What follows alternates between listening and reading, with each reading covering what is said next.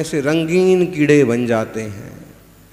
जो रंगीन मिजाज लोग होते हैं, बिना पाउडर के, बिना क्रीम के, बिना लाली लिपस्टिक के काम ही नहीं चलता है।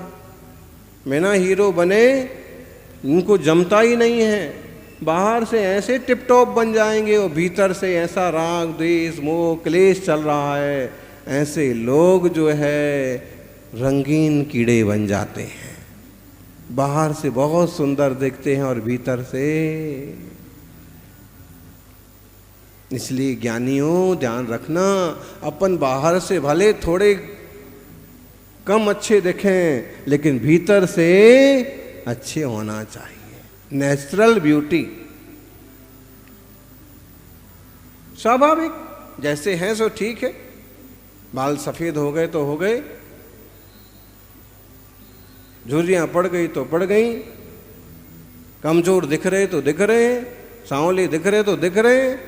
इसमें इतना ज्यादा क्या लालच करना देह का। यानी राजा कीड़ा बन गया, अब राजकुमार जाता कि मारूं, तो पहले तो राजकुमार की हिम्मत नहीं पड़ती कि पिता का जीव है।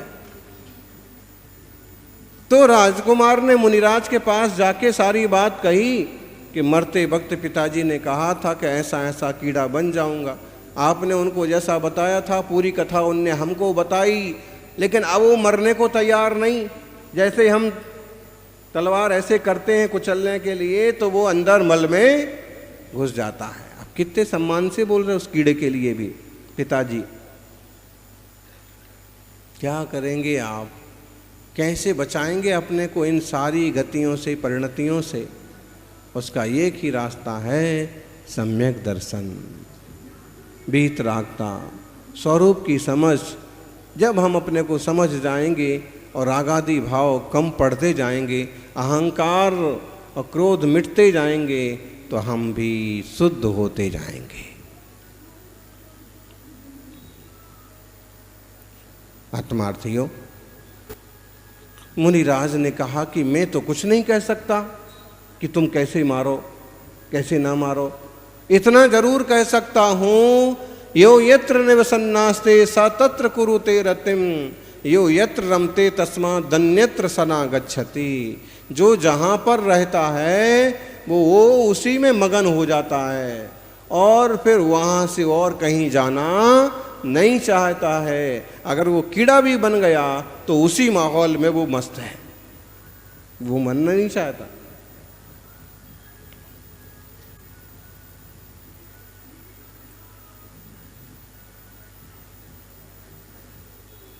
ज्ञानियों, कैसी कैसी पर्यायें हो गई जीव की। ये धन पैसे से अमीरी गरीबी तो हमें यहाँ मनुष्यों में दिखती है, बाकी तो दुनिया का चारों गतियों का खेल बहुत खतरनाक चलता है।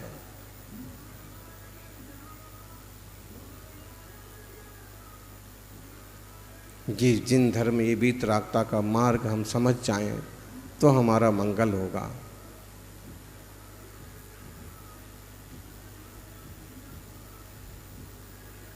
जी तब जोबन धन गुमान, जीवन यौवन धन।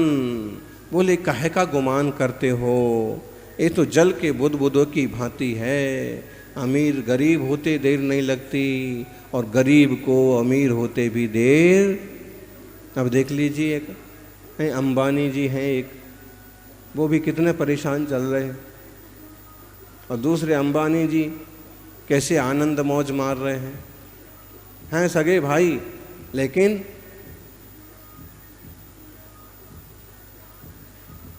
बाहर की चीज़ों का यही है, बाहर क्या क्या है भीतर देखो, अपने वैभव को पहचानो, बड़े जनों की विनय करो। 8 प्रकार का मान है, अहंकार है, उसको छोड़ो।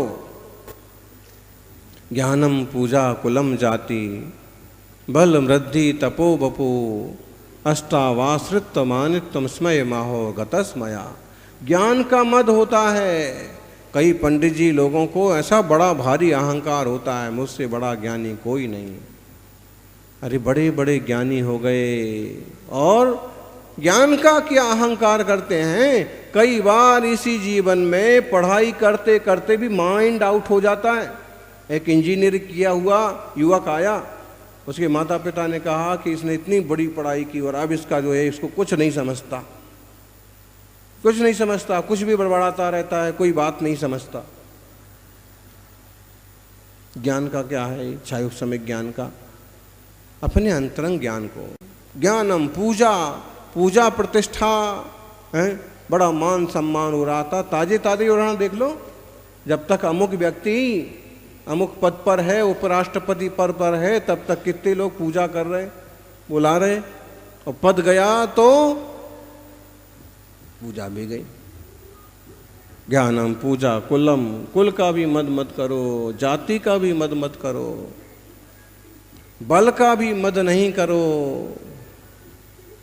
होता है लोगों को, बड़े बुजुर्गों का कई युवा अपमान करते हैं। कई बेटे ऐसे निकल जाएंगे कि अपने बूढ़े माँ बाप का अपमान करते हैं। धीमे चलते हो, आपको तो चलना ही नहीं आता है, आपको कुछ समझता नहीं है, आप तो ऐसे बैठते हो, आप ऐसे। अरे वो भी कभी युवा थे। कभी कभी बुजुर्ग आपसे थोड़े से चिढ़ जाएं तो ये बोलते हैं कि बेटा ज़्यादा इतराओ मत, हम भी कभी युवा थे और तुम भी कभी ऐसे बूढ़े होगे। इसलिए बल का, जाति का, किसी तरह का मद मत करो, संभालो, संभल के चलो।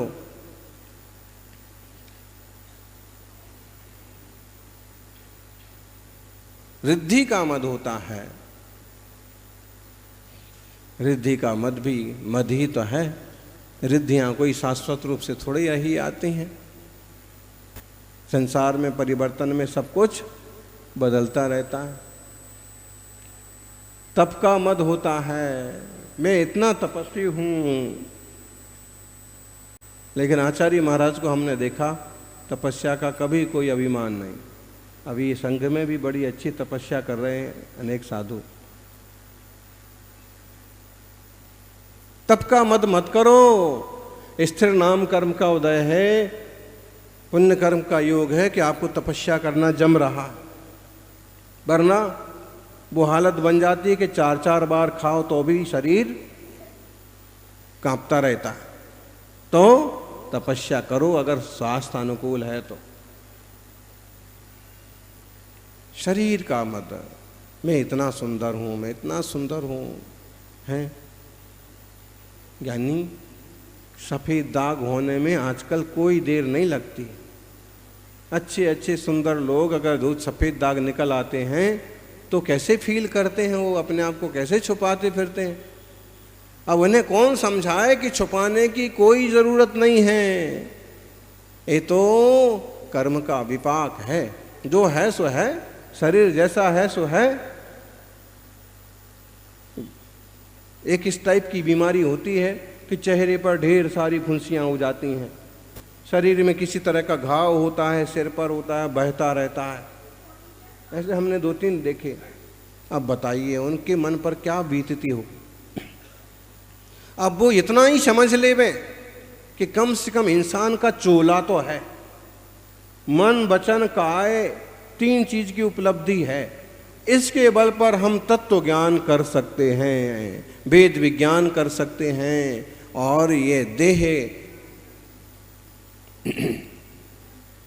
देह तो जैसा है वैसा है, जब तक आयुष है, जब तक इसकी मर्यादा है तब तक रहेगा।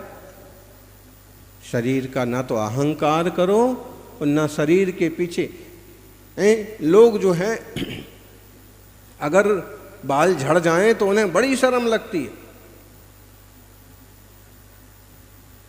क्या करें, अभी परिवर्तन हो रहा है, होता ही है।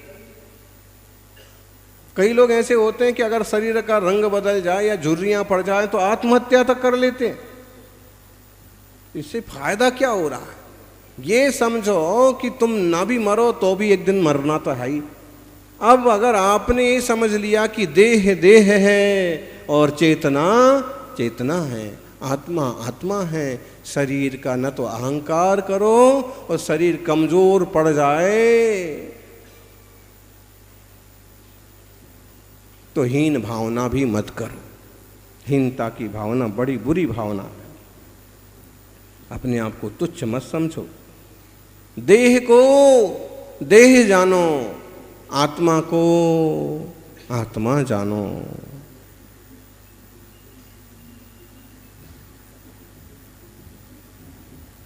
विनम्र होने का मतलब ये नहीं है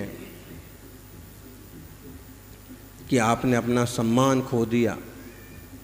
विनम्र होने का मतलब ये है कि आपके संस्कार अच्छे हैं। आज भी कुछ ऐसे लोग मिलते हैं कि जो बहुत समृद्ध हैं, लेकिन उनकी बात करने का तरीका एकदम शालीन, एकदम धीमे, दूसरे को भी बराबर सम्मान दे के बात करना, अरे तोरे, इस टाइप की बात नहीं करते।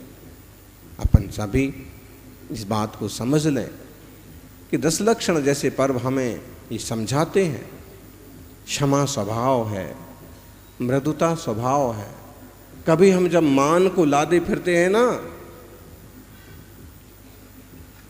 जब मान को लादे फिरते हैं कि मेरा अपमान हो गया या मेरा सम्मान नहीं हो रहा है, तो बहुत भारी भारी महसूस होता है। लेकिन जब विनम्रता के साथ रहते हैं, मृदुता के साथ रहते हैं, बुला लिया तो बुला लिया, नहीं बुलाया तो नहीं बुलाया, हो गया सम्मान तो ठीक, नहीं हो गया तो ठीक। अब कौशिक भाई जी को देखो, जैसे अनुकूलता बनती है अपने चुपचाप आकर के धर्म सभा में बैठ जाते हैं, जहां जगह मिल गई वहां बैठ जाते हैं।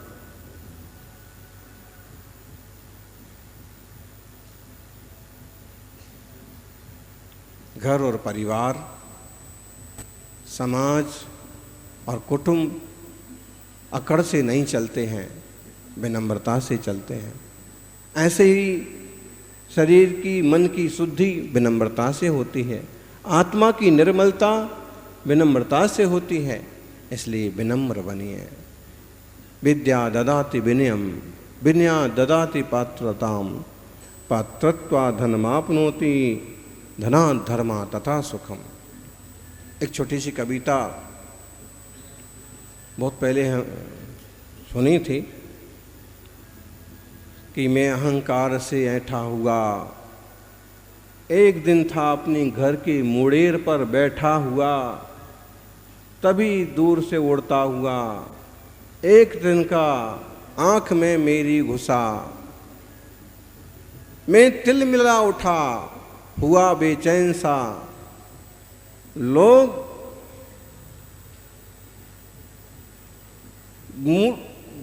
वो कपड़े की फूंक जो होती है, लोग फूंक देने लगे, तभी मुझे मेरी अकल ने ताने दिए, किस लिए अकड़ता रहा तू यहाँ, बस एक दिन का बहुत है तेरे लिए, एक दिन का बहुत है तेरे लिए। मेरी बुद्धि ने मुझे ताने दिए कि तू किस लिए अकड़ रहा था, ऐसे बैठा था मुड़ेर पर, ऐसे बैठा था, किस लिए अकड़ रहा था। उड़ता हुआ एक दिन का आंख में घुसा और फिर कपड़े पर फूंक मार के उसको सेकते हैं ना आंख को, क्या बोलते हैं, दवाइयाँ तो आजकल आ गई, नहीं तो कहीं छोटी मोटी चोट लग जाए तो सहलाना, और फूंक मार के आंख में चोट लग गई तो उसको हैं? क्या बोलते हैं इसको, इसका एक शब्द है,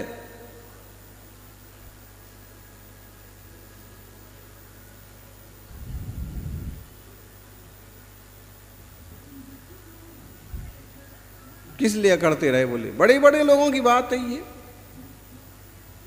इसलिए अकड़ना नहीं, जो अकड़ते हैं वो संसार में भटकते हैं, और जो अपने विनम्र ज्ञान गायक स्वभाव को समझते हैं वो संसार सागर से पार हो जाते हैं। धन्य हैं वो जीव जिन्होंने राजपाट त्याग किया, पर को पर जान लिया और घोर वन में बैठ कर के आत्मानुभव किया। सम्राट ऋषभदेव को क्या कमी थी बताइए।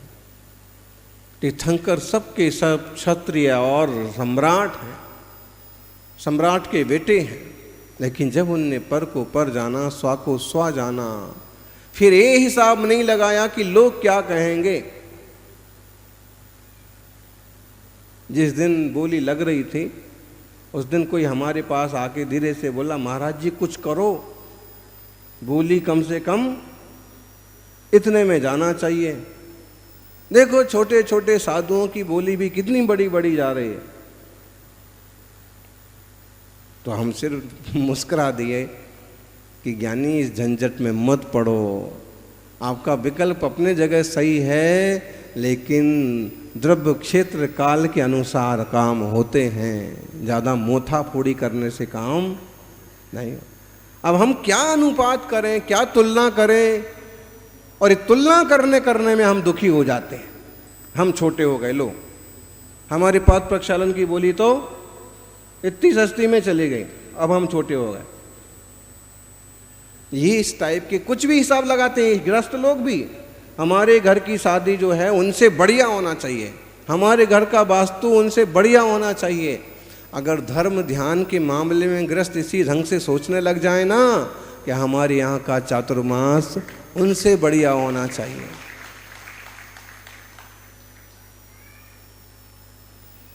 दिगंबर मुनियों की भी प्रभावना होना चाहिए, जैन शासन की प्रभावना होना चाहिए, तो थोड़ा सा ठीक है। लेकिन गृहस्थी के लिए कितने मरे मरे पड़ते हैं। उनने अगर ये होटल बुक की तो हम इससे बड़ी होटल बुक करेंगे, उनने अगर इतने मेनू दिए तो हम इससे ज़्यादा करेंगे।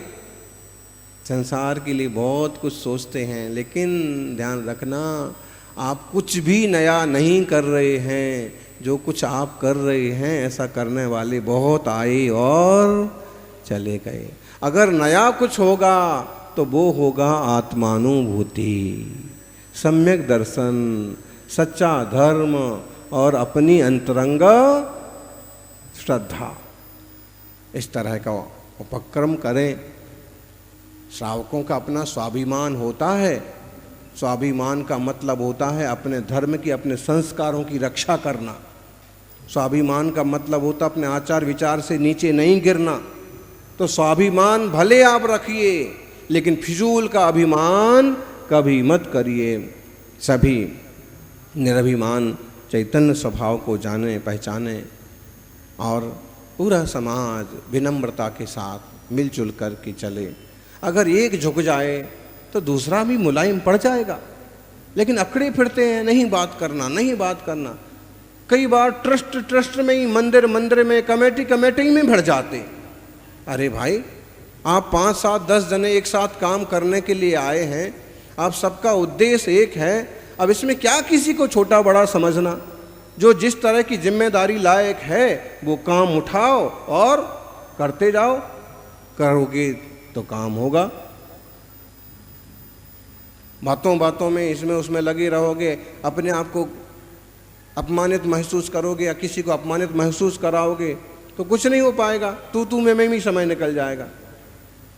तो हम इन सब चीज़ों से बचें और सिर्फ धर्म ध्यान की दृष्टि से धर्म ध्यान और सेवा करें, अंतरंग विशुद्धि बढ़ाएं। यही मंगल भावना।